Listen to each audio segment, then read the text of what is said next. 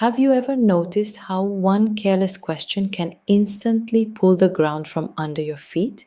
You are speaking at work or sitting at a family birthday table, everything feels fine, and suddenly someone asks something that completely freezes you. Your mind goes blank. In the best case, you stay silent and blush.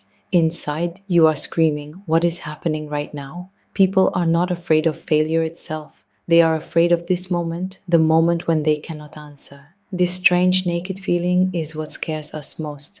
Today, I want to share the techniques that help me walk out of these situations calmly and with dignity. The most interesting part is that these tools are used by the world's top speakers, and we can apply them not on a stage but in everyday life. They work. Always stay until the end, because I will also tell you which phrases you should never say, no matter how provoked you feel. For many years, I worked with large companies in different countries, coaching women and observing communication closely. And what I see today is concerning. This is a difficult moment for women globally.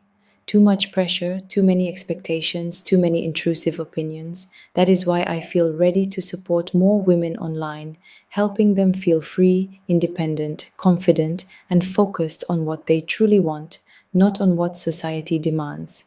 If this topic resonates with you, please like this video, subscribe, and stay with me. The most important part is waiting at the end. Let us start with the questions that hurt the most. You know them well. When are you getting married? When will you have a baby? Your clock is ticking. When is the second one?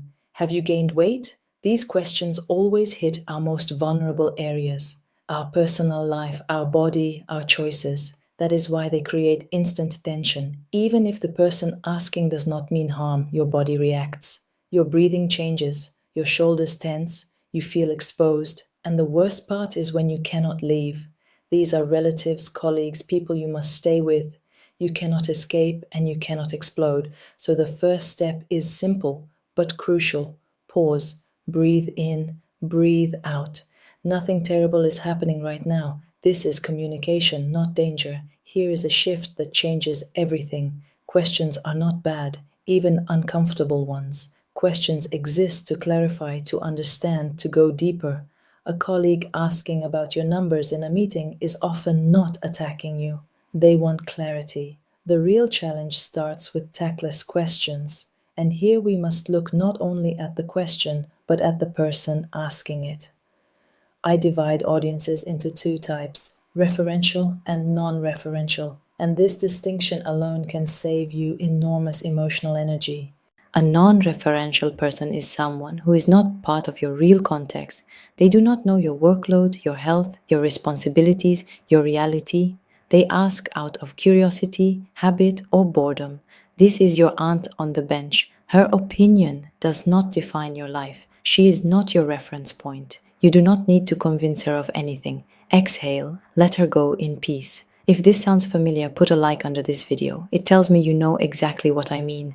A referential audience is different. These are colleagues, professionals, people who ask because they need information.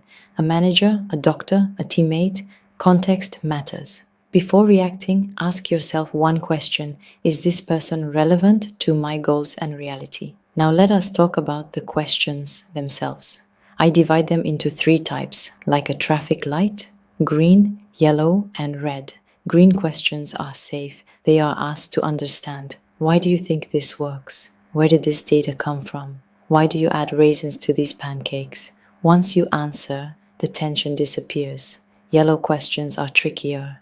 They cross personal boundaries. When are you getting married? Should you not lose weight already? Here diplomacy matters. And now we are approaching the most dangerous category. Red questions are not about truth. They are about provocation. You see them often in public debates. Why did you not build a playground if you went on vacation? You are a psychologist, but you have no children. How can you speak about this? These things are not logically connected, and that is the point. The goal is not your answer. The goal is your emotional reaction. So here is the rule. Red questions are not meant to be answered. They are meant to be identified. Pause, breathe, recognize the manipulation. You can calmly say, I understand the emotion behind your question, but it is not related to our topic. No justification, no defense. No emotional fuel. Before answering any question, always do three things. Pause, breathe.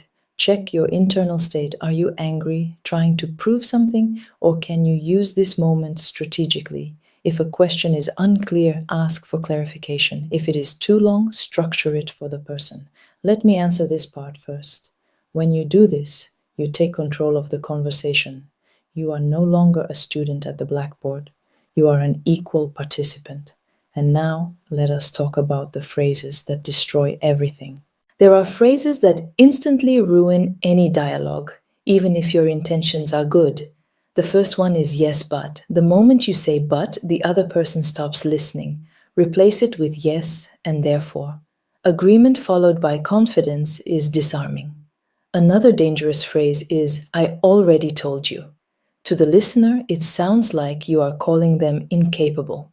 This is why professionals are trained never to use it. Also, avoid saying, let me explain, or you misunderstood me. These phrases push you into a weak position where you start justifying yourself. And once you justify, the other person feels free to keep pushing. Instead, reframe. You see this situation this way, and I see it this way. Let us find a common ground. When you stop defending and start dialoguing, the emotional temperature drops.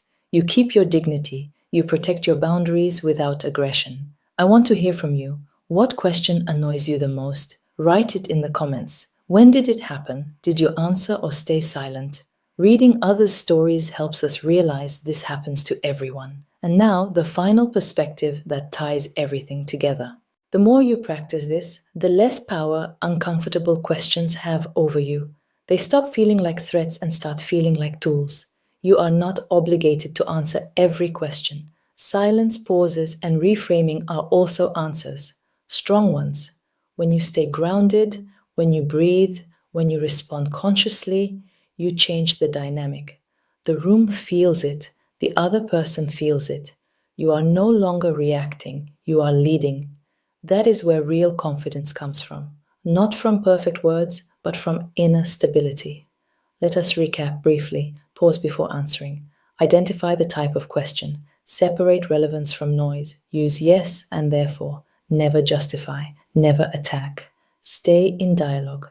If this video helped you, please like it and subscribe. It truly matters.